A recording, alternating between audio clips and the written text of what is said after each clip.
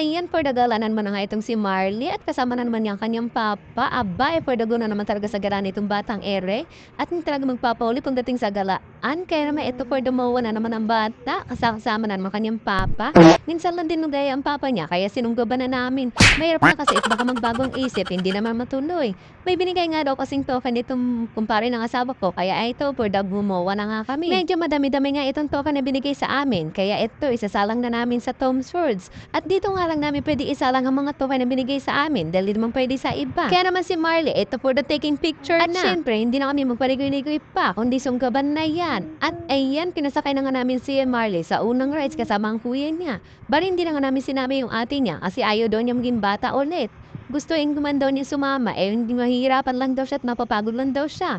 Medyo nagdadalaga na rin kasi yung panganay ko, kaya naman ayan, ayaw na kabanding, ayaw na ng ganitong galaan. Kaya naman absent muna siya for today's video at kami lang muna. Kaya naman ito't inumpisa na nga ni Marling sumakay dito sa paikot-ikot na to na hindi ko naman maintindihan.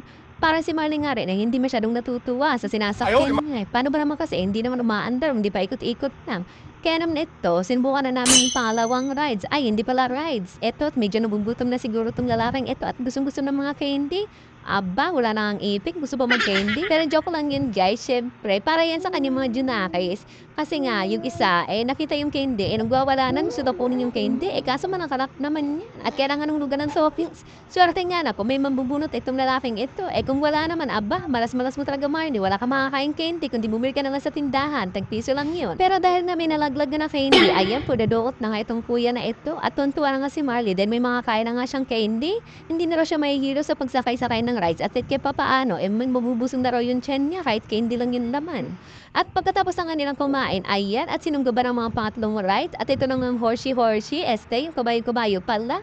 At ito rin kuya ko, aba talaga naman di talaga magpabolis sa rides. Kahit matanda na, sige, kaya para matanda, medyo bata-bata ka pa rin pala. At ito nga si Miley, aba, talagang tuwan-tuwa kahit kumakain pa. At sinunod na nga namin itong motor-motor na hindi rin umaandar, kundi ayan, mga tanggap lang nilimintindihan yung pagka-andar-andar na ito. Gusto talaga ni Marling sumakay dito sa ganito guys, kaso gusto niya umaandar, gusto niya nakakawala siya sa hawalan niya, hindi yung pag ganito pa ikot-ikot lang at nakapaan lundag-lundag lang. Eto, pati rin kuya niya, may tuwang-tuwa rin. Si Marley, hindi naman natutuwa. Mukhang kami na nga nag-i-enjoy sa araw na ito at si Marley hindi. Tingnan mo naman yung mukha ni Marley, wala man lang katuwa-tuwa. Kaya naman dito sa pangatlong rides, ay pang-apat na rides na pala. Eto, aba, umi-ekse-ekse na talaga ang mood run niya. At talaga hindi rin magpapauli. Gusto atang bumalik sa pagkabata. Aba, talaga namang sumakay din talaga siya. Kalain mo nagkasya silang tatlo. Kasi naman niya, maluwag-luwag naman. Kaya sinakyan ko na rin.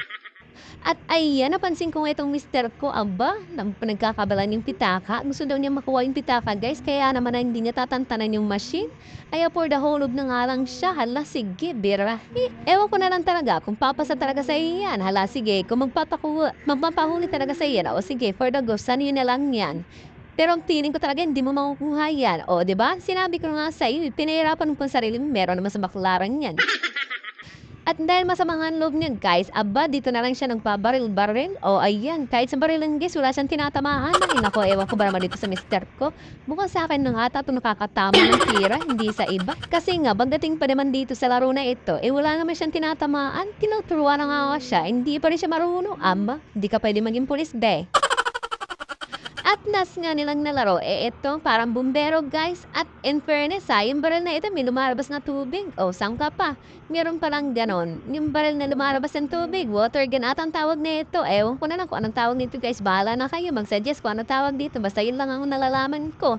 At ayan, tinitira nga nila dun sa may TV na may mga apoy-apoy. Ay, bahala, hindi ako interesado sa ganyan laro, kaya kayo na lang. At medyo hindi ako nag-e-enjoy sa mga ginagawa nyo. Parang kayo lang din kasi nag-i-enjoy sa araw na to, hindi ako kasali. Kaya naman for the diretso na nga kami dito sa seaside dahil namimiss ko na rin kasi ang dagat. Bale, gustong-gusto ko kasing maamoy yan simoy ng alat ng dagat. Simoy ng alat ng dagat. Ano ba? Basta yun na yun. Gusto ko talaga yung amoy ng dagat. Namimiss ko na kasi. Nuwang kasi ako sa probinsya, guys. Kaya naman namimiss ko na yung dagat. Gusto ko magpalutang-lutang doon at mag-swimming-swimming na parang ala Sirena style lang. Kaso hindi pwede dito dahil bawal at makakamuli ako ng gwardya. Kaya naman hanggang dito na lang yung video ko, guys. At sana naman ay natuwa kayo sa mga pinaggagawa namin. See you. Thank you for watching. Wow!